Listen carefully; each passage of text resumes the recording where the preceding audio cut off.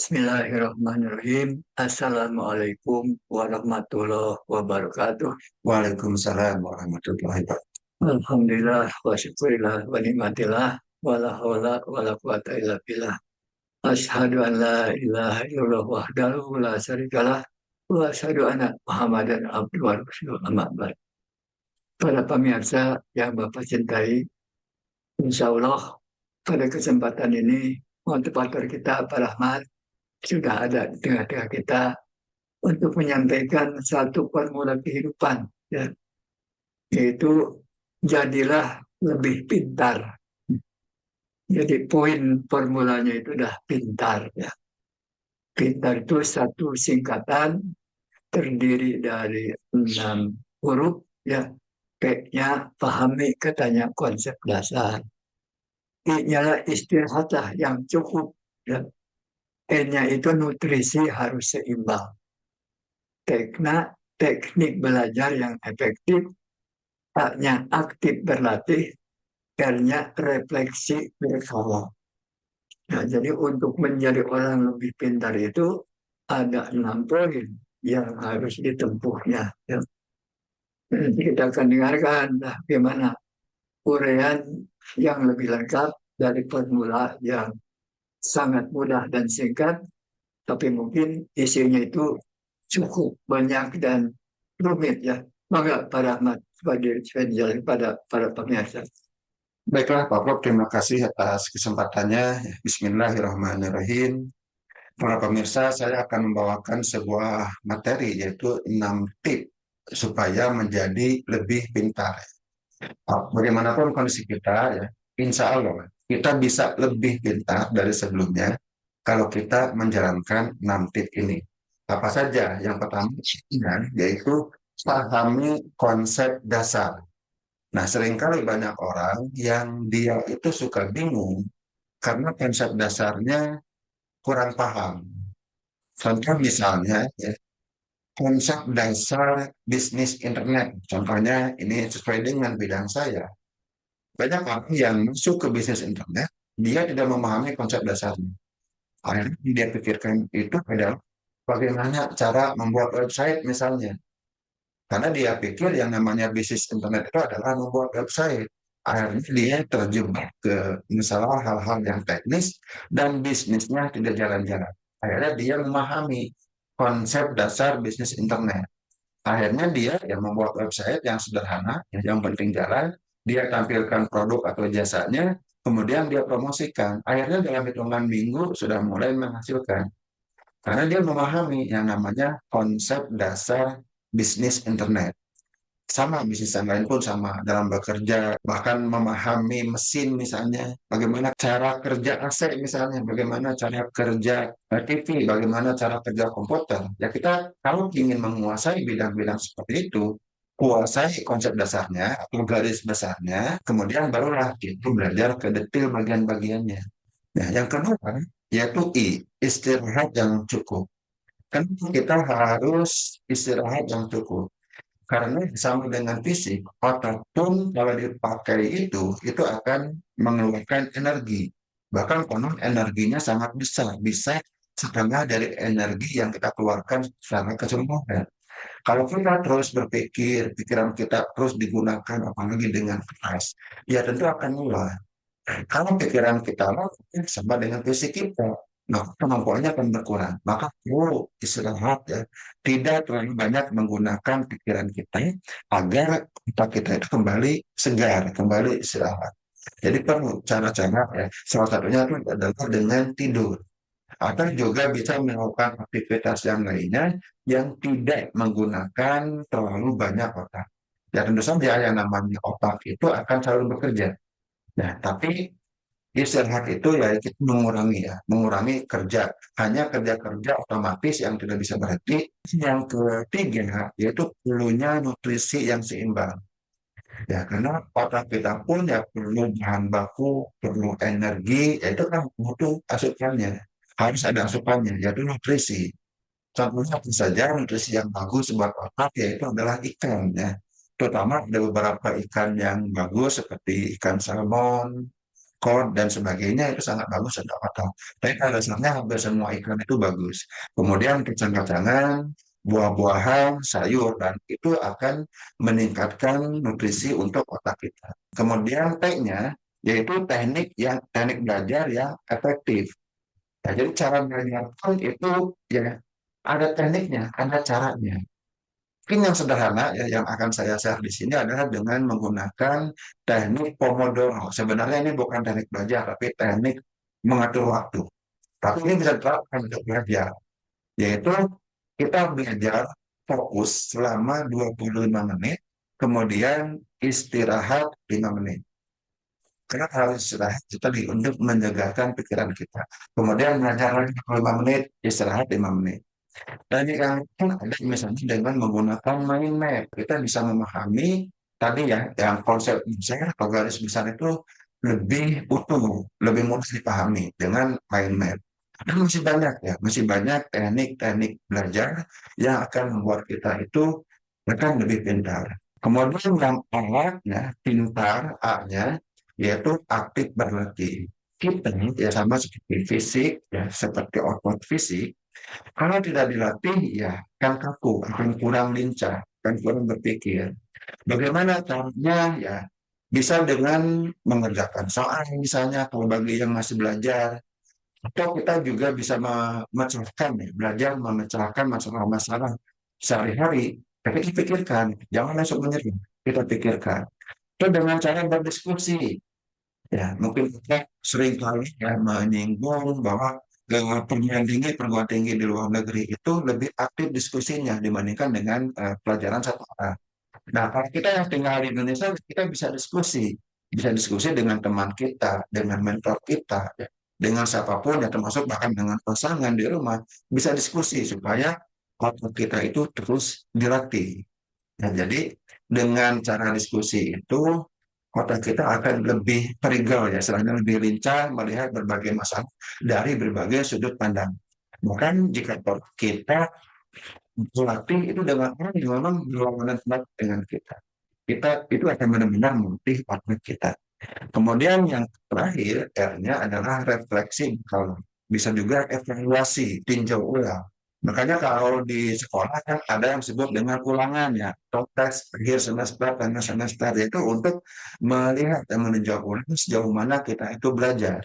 Nah, misalnya kita belajar bisnis internet ya, dari ya kita evaluasi setiap seminggu sekali, sebulan sekali, bagian apa nih yang perlu kita tingkatkan? Misalnya bagian copywriting, misalnya bagian teknis, bagian marketing, dan sebagainya. Apa yang perlu diperbaiki, kemudian kita perbaiki. Nah, kita juga bisa menggunakan bantuan orang lain, misalnya mentor atau guru yang melihat kekurangan kita supaya kita itu bisa memperbaikinya. Juga garis besar memang tips ya yang bisa kita lakukan supaya kita lebih pintar. Insya Allah semua orang itu bisa lebih pintar ya. Bagaimanapun kondisi otak kita. Jangan pernah berpikir saya bodoh, tidak. Kalau kita mau belajar, gunakan 6 tips ini, insya Allah kemampuan berpikir kita, kepintaran kita itu akan naik. Begitu Pak Prof, kira-kira garis besar 6 tips bagaimana cara lebih pintar.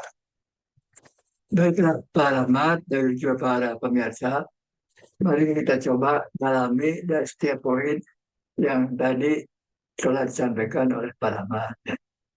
Yang pertama, P, pahami konsep dasar.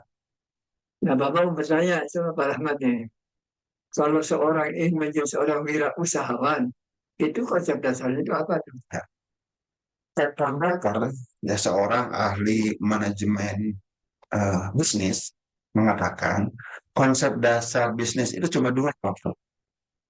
Yang pertama adalah inovasi, yang kedua marketing, yang lainnya adalah biaya. Artinya hal-hal yang diperlukan untuk menjalankan kedua hal ini. Jadi konsep dasar bisnis itu cuma dua itu, inovasi dan marketing. Inovasi itu apa? Inovasi itu adalah kita itu menghasilkan atau menghadirkan solusi bagi masyarakat yang berguna ya, dan solusi yang berguna mengatasi masalah yang dihadapi. Ya contohnya misalnya orang yang membuat pabrik Podcast. Ya, podcast itu adalah sebuah inovasi, solusi bagi masyarakat yang ingin menyimpan sayurnya supaya lebih tahan lama, yang ingin bisa membuat es di rumah, yang supaya es krimnya tidak cepat mencair. Nah, itu kan sebuah inovasi. Dan kita cukup sampai inovasi saja. Inovasi itu harus dipisahkan. Makanya mungkin oleh pabrik misalnya yang merek tertentu dia masang iklan di TV, yaitu salah satu bentuk dari marketing. Kemudian dipajang di berbagai showroom, itu adalah satu bentuk marketing, memberikan diskon, membayar semen dan sebagainya. Ya itulah konsep dasar dari marketing. Yang lainnya ya untuk untuk menghadirkan inovasi itu adalah biaya. Ya adanya pabrik, adanya SDM, adanya semua itu adalah biaya yang harus ada, tapi harus dikelola dengan sebaik mungkin. Begitu Bapak contoh konsep dasar dari wirausaha. Ya. Ternyata wirausaha itu kan macam-macam ya. Ada wirausaha membuat produk, ada wirausaha yang menjual produk gitu ya. Nah, kalau yang membuat produk itu gimana konsep dasarnya? Ya sama, Sementara ya. Jadi membuat produk itu sebenarnya untuk apa? Produk itu kan untuk inovasi, Pak Prof. iya. Ya, untuk inovasi. Kita tuh membuat produk, kalau bukan inovasi tidak akan laku. Ya contoh bahkan banyak orang yang hanya jual mie misalnya, tapi disajikan dengan cara yang lebih baik, yang lebih enak, yang lebih nyaman, tempatnya yang lebih bagus, suasana yang lebih bagus, ada wifi, ada apa tempat baca buku misalnya, itu kan sebuah inovasi. Itu tadi produksi-produksi seperti kulkas, AC, mesin, kipas angin, kamera, dan sebagainya, ya itu adalah sebuah inovasi. Jadi kalau misalnya semua bisnis itu inovasi. Baik inovasi itu dalam bentuk produk, termasuk dalam bentuk jasa. Nah, kalau ada sebuah bisnis yang kurang bagus, tadi dua hal itu yang jadi masalah. Ya, cuma bisnis inovasi, berarti masalah di marketing. Gitu, Pak. Jadi program inovasi itu kan benar kan menyesuaikan diri dengan kondisi konsumen gitu ya. Tuh. Jadi kalau misalnya konsumen kita di lingkungan orang kecil ya, akan jual bakso ya. Tentu harga itu harga bakso yang murah gitu ya. Satu porsinya hanya 5.000 ya. Jadi kalau di sekitarnya itu ada orang-orang ya, orang-orang banyak uangnya, mungkin kalau jual 5.000 tidak akan laku ya. Betul. Jualnya 50.000. Itu mereka yang pas itu. Betul sekali. Saya pernah menonton sebuah video YouTube bahwa sebuah inovasi membidik masyarakat kalangan bawah. Inovasinya apa? Menjual mie ayam dengan harga 3.000. Hmm. Ya, kalau di sekilas saya itu impossible. Hmm. Bagaimana bisa untung ya? Menjual mie ayam dengan 3.000. Ya, tapi supaya ini bisa melakukan itu ya dia berinovasi. Bagaimana cara membuat mie ayam dengan harga 3.000 tapi tetap mengenyangkan. Tuh. Ya, dan bagi yang menjual tidak untung. Katanya sih biaya produksinya bagaimana caranya supaya lebih murah. Ya dari 2.000 mungkin biaya produksinya cuma 2.000 untuk Ya. itu kan inovasi, itulah marketing. Dan itu produknya cukup laris karena mungkin dengan biaya 3.000 ya, mungkin sekarang 5.000 ya anggap itu bagi setiap kalangan sangat membantu. Misalnya bagi para pedagang, bagi para ojol dan sebagainya yang kelaparan tapi memegang uangnya baru ada 5.000, 10.000, itu bisa menjadi sebuah solusi. Itulah inovasi.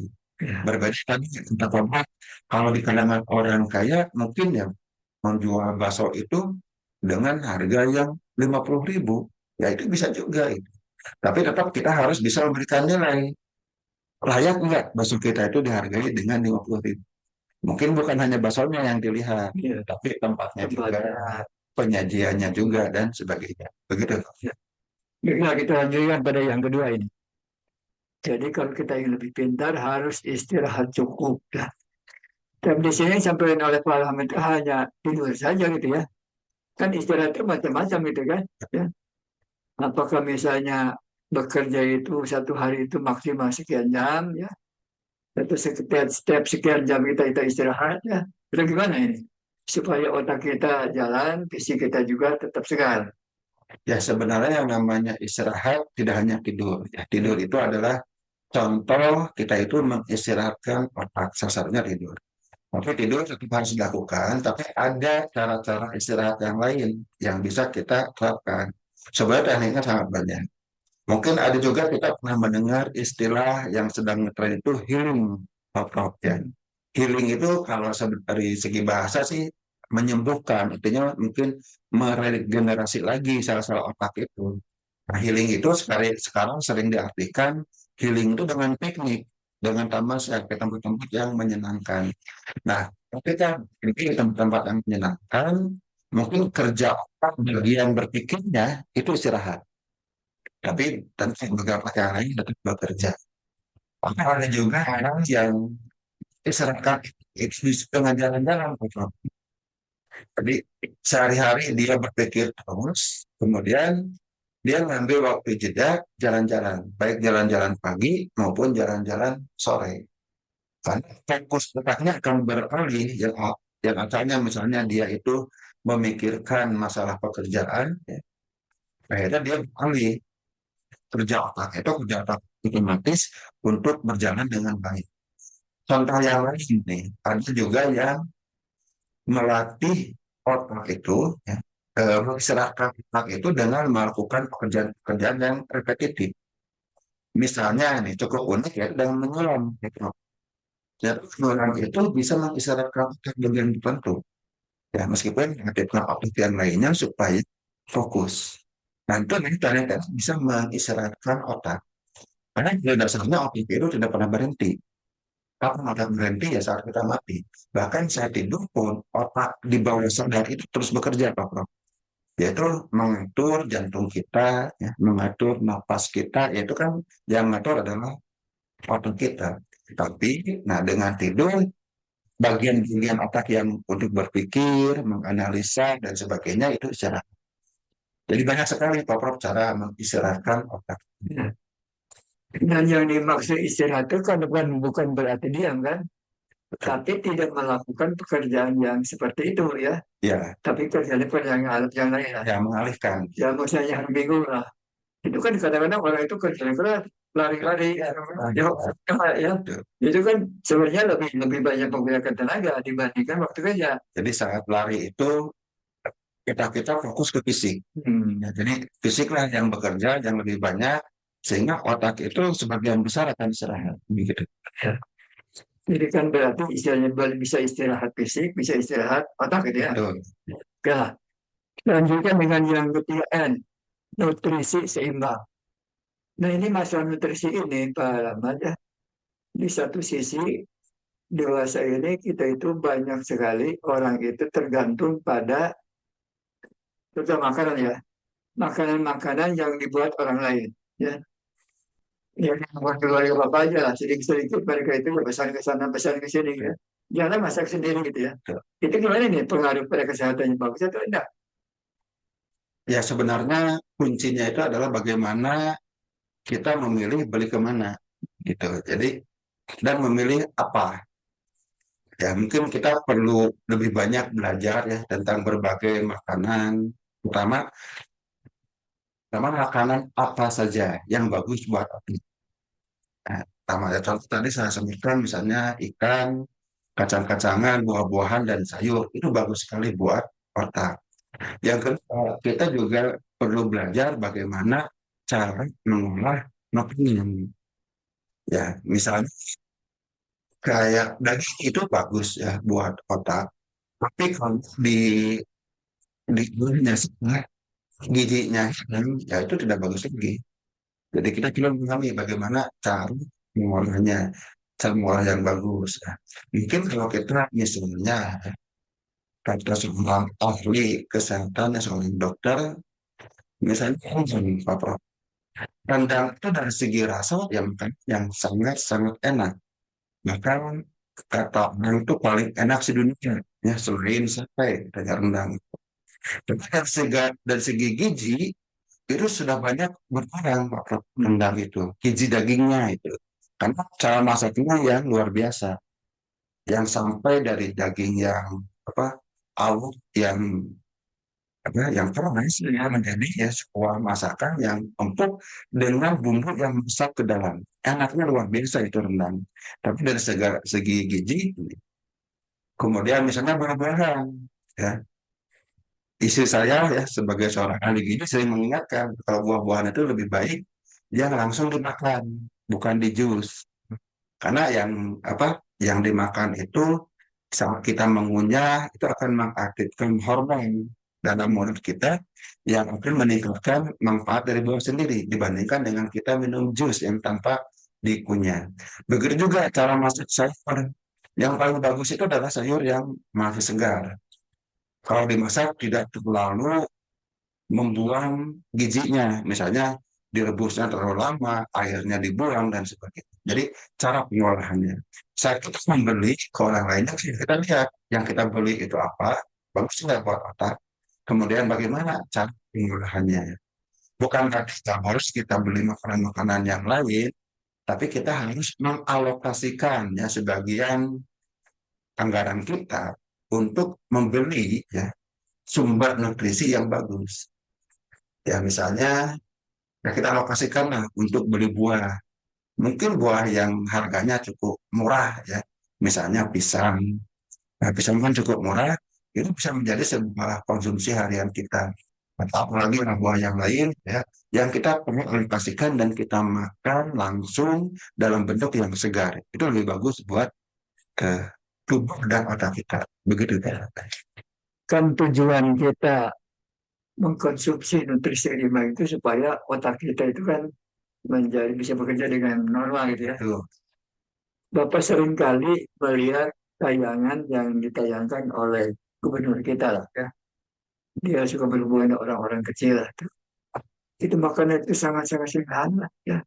Kadang-kadang hanya nasi ya dengan garam ya ditambah dengan katakanlah yang pedas-pedas gitu ya.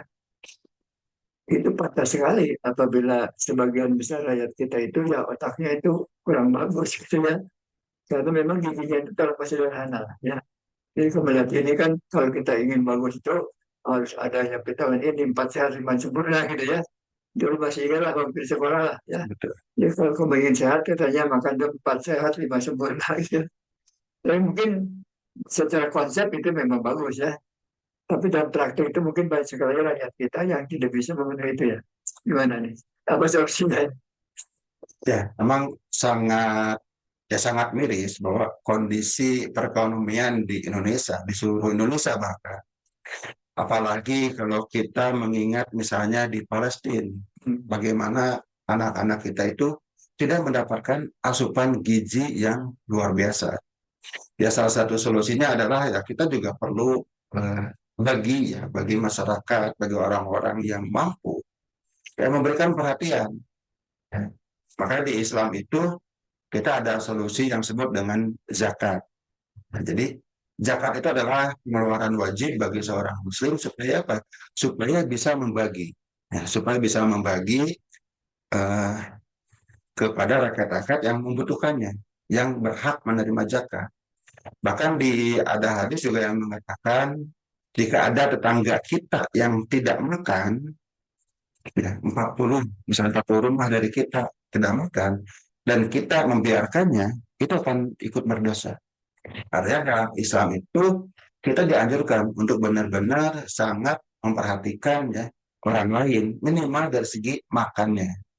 Ya, dari sinilah kita ya mungkin perlu memikirkan kontribusi bagi orang yang belum punya keluasan uang ya kita pikirkanlah kontribusi minimal berusaha untuk diri kita sendiri supaya tidak menjadi beban bagi orang lain. Atau kita juga bisa berkontribusi bagi misalnya menjadi koordinator. Nah, saya pernah melihat berbagai channel di YouTube. Ada orang Pak, yang dia itu buka rumah makan gratis.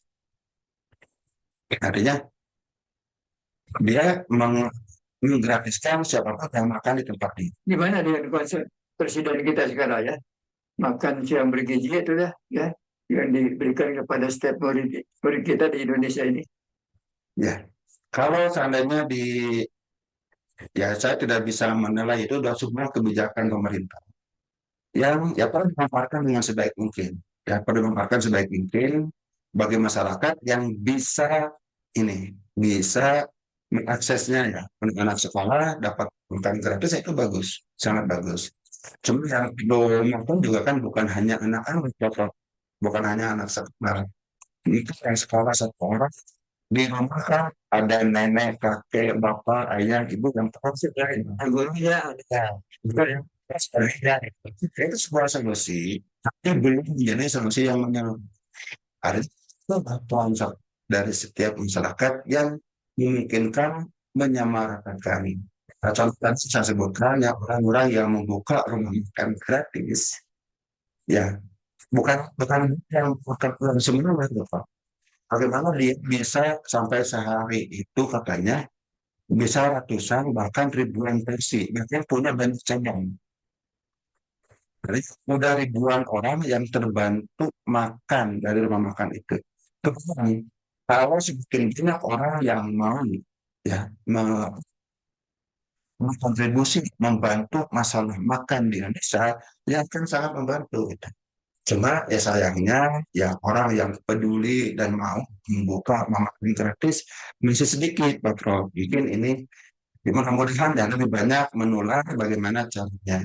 Ya saya juga dengan teman-teman sempat membahas tinggal mungkin ke depan implementasinya bagaimana caranya kita misalnya bisa membuat bank atau koperasi atau apapun namanya misalnya ATM Beras atau orang-orang yang mampu yang isinya dan yang membutuhkan yang mengambilnya. Nah, seperti itu bisa menjadi sebuah solusi. Kalau dikerjakan secara bersama-sama, ya insya Allah itu bisa menjadi solusi. Mungkin tidak 100%, tapi setidaknya akan mengurangi orang-orang yang masih kekurangan. Kita lanjutkan dengan yang selanjutnya, teknik belajar efektif. Ya, ini katanya coba apa? Pomodoro. Itu Pomodoro singkatan itu apa tuh? Itu nama teknik aja. Ada. Iya. Nama teknik sebenarnya ini adalah teknik manajemen waktu. Pomodoro, ya, Apa tuh Pomodoro tuh? ya, itu yang di dalam kurungnya yaitu Oh gitu. ya teknik teknik bekerja sebenarnya. Teknik Bekerja. bekerja 25 menit fokus, 5 menit istirahat. Oh gitu. Jadi kerja itu jangan pun misalnya dalam waktu sehari kerja 8 jam, jangan terus-terusan kerja 8 jam tanpa henti. Tanpa jam tanpa henti. Yang lebih baik kayak di sini dia sarankan maksimal itu 25 menit. Kenapa? Karena kalau kita fokus 25 menit berpikir, otak kita itu mulai lelah. Mulai lelah. Kita berikan istirahat kecil, yaitu 5 menit. Jadi kerja lagi 5 menit. Itu formula 255 itu berdasarkan riset itu. Kasih coba ilmunya. Ya, saya mikirnya teman itu namanya penemu atau apa ya saya kurang tahu. Tapi kan udah cukup ini, Bapak, udah cukup terkenal ya. Trainer Pomodoro ini.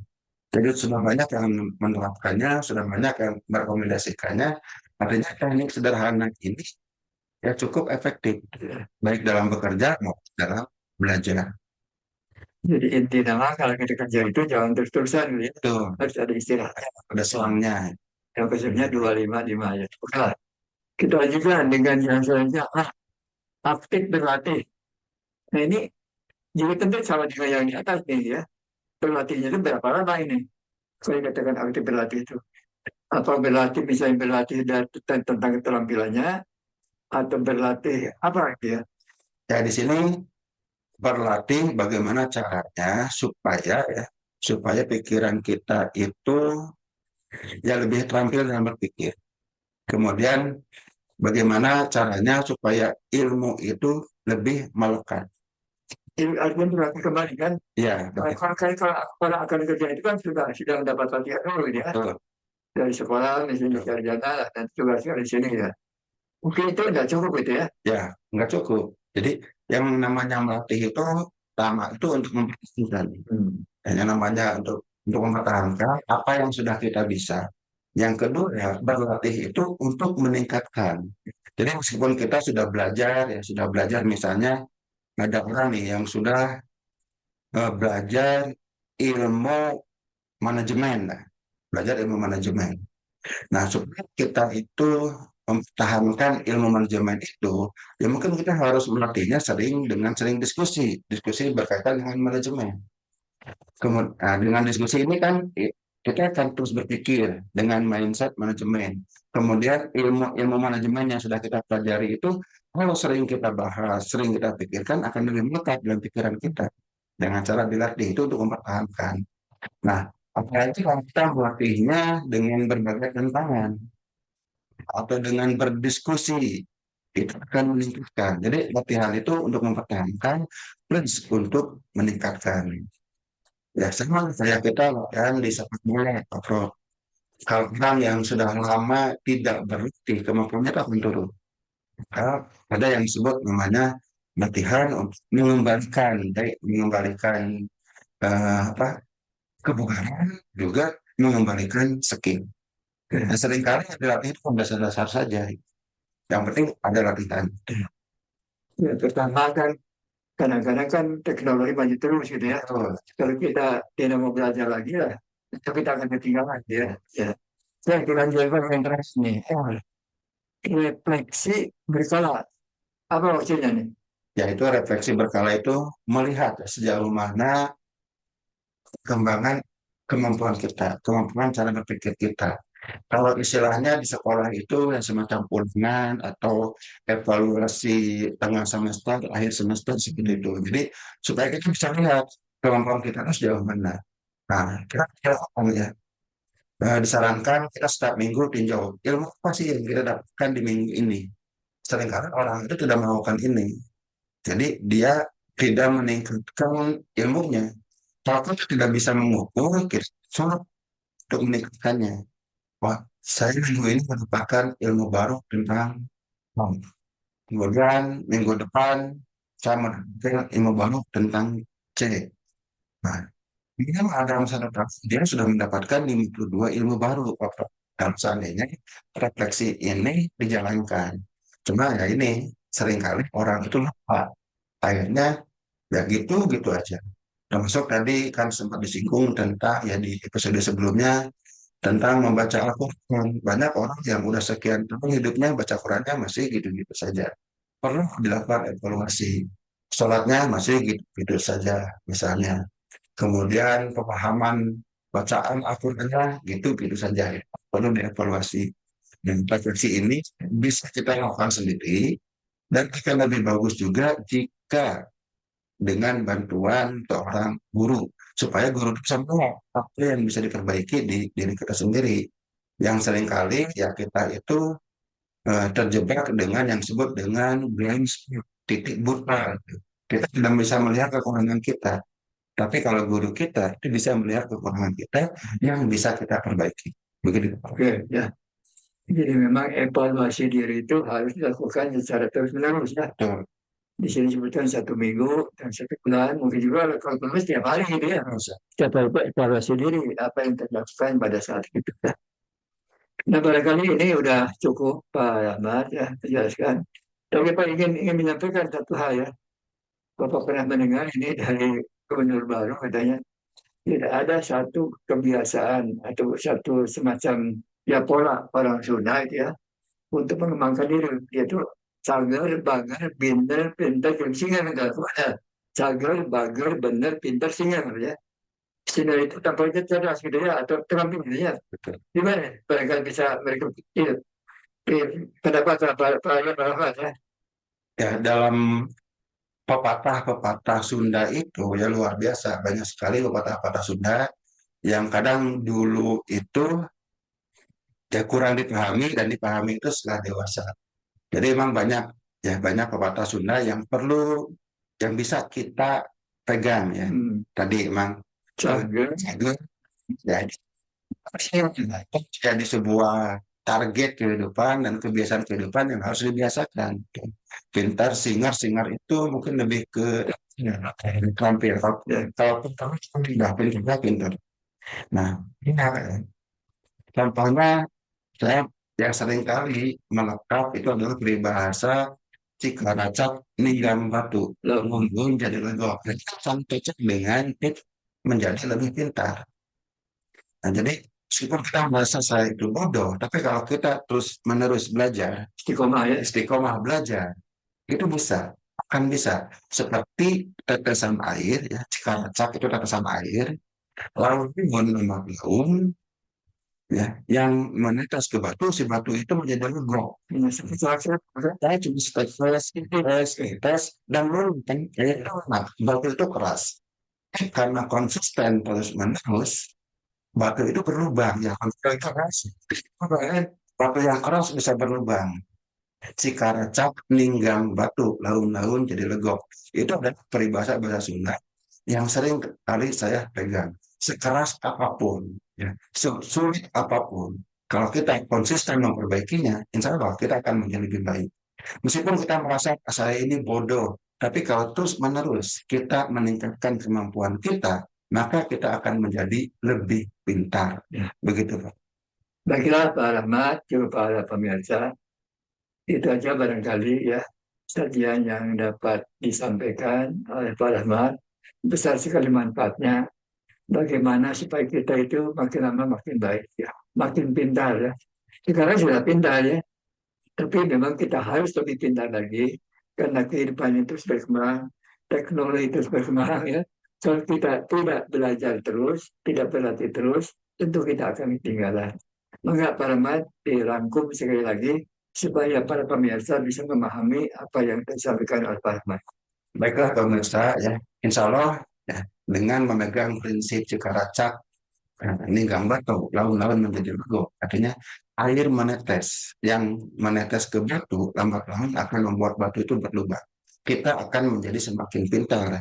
Kalau kita dengan sengaja, ya, dengan sengaja melatih kepintaran kita, artinya netes itu sekali akan membuat batu itu berlubang.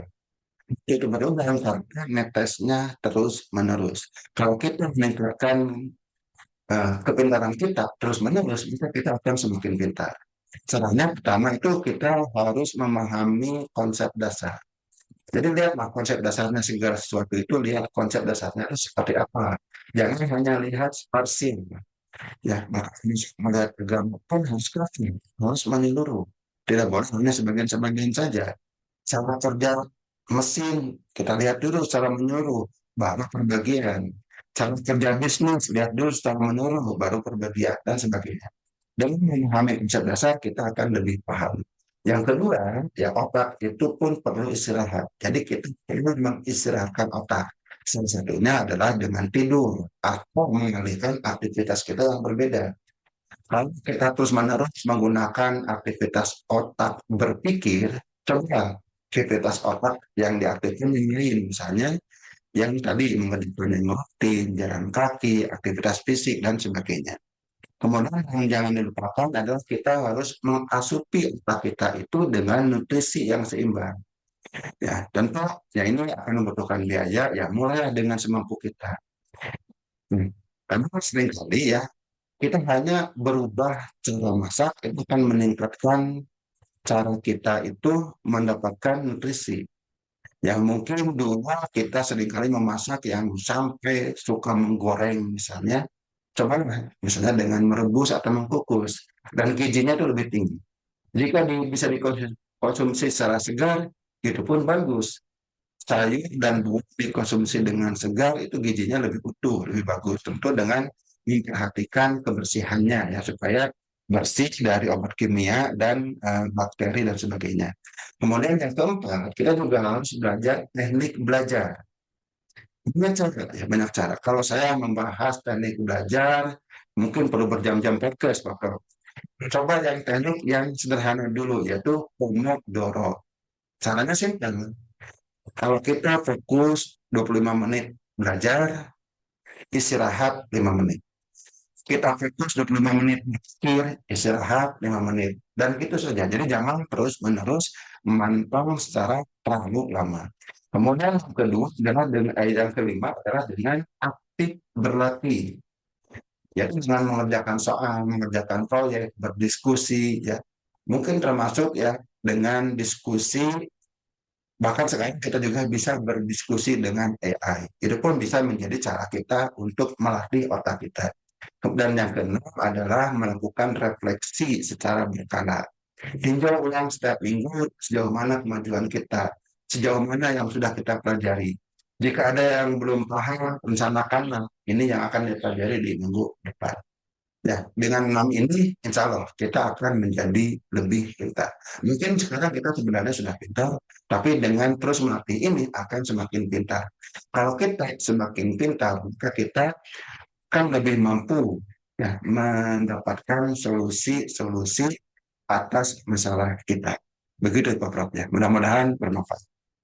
Baiklah para pemirsa sekalian, mari kita akhiri saja pertemuan kita itu dengan membaca doa majelis. Subhanaka Allahumma rabbana wa bihamdika asyhadu an la ilaha illa anta astaghfiruka wa atubu ilaik. Alhamdulillahirabbil alamin. Wassalamualaikum warahmatullahi wabarakatuh. Waalaikumsalam warahmatullahi wabarakatuh.